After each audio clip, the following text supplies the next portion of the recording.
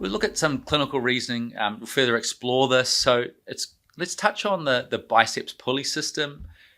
So the biceps tendon is maintained in the bicipital groove through some key structures. And the first key structure is the coracohumeral ligament. And the second key structure is the subscapularis. So the subscapularis is our largest rotator cuff. And I mean, obviously it sits in front of sits anteriorly, and it helps provide that bicep stability, and maintains it in that groove with the other ligament, the coracohumeral ligament. So some of my reasoning around why I thought that it was biceps tendon and plus or minus subscapularis, thinking about the repetitive paddling aspect. Okay, so we've got this recovery, and then we've got this propulsion phase.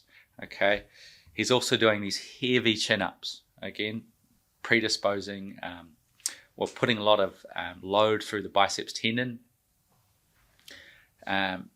And then also possibly exacerbated by tight posterior structures. So we've got tight posterior structures potentially driving that humeral head forward. Okay, and all these factors influencing that biceps tendon, and then potentially also subscapularis. Posterior shoulder tightness as my secondary consideration or secondary pathology that was occurring with the biceps issue. He had, well, let's talk about what posterior shoulder tightness is.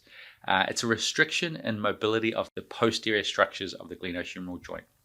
So this image here on the right that you can see is basically showing the theory behind what happens if we have tight posterior capsule and musculature, which what you can see in the top image is that when we have a normal posterior capsule or musculature, the little black cross you can see sort of sits in sort of the center of the glenoid, or well, sort of inferior but center. When that tight posterior capsule musculature occurs, the black cross moves in more of an superior position, okay, superior anterior position. And so as we come up into flexion, we've potentially got more cuff compression occurring.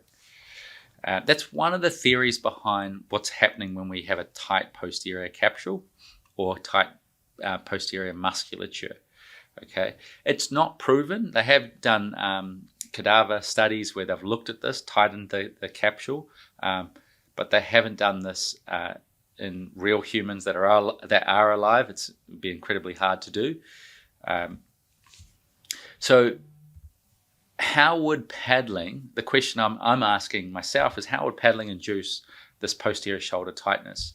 And so if we think about that, the repetitive motion of that shoulder extension with that internal rotation, that propulsion phase, okay, where we're pulling through here, and then we're coming into that externally rotated and abducted position in recovery. Okay, so we've got this repetitive motion occurring here. We're also maintaining the static positions of thoracic extension, trying to maintain that scapular control.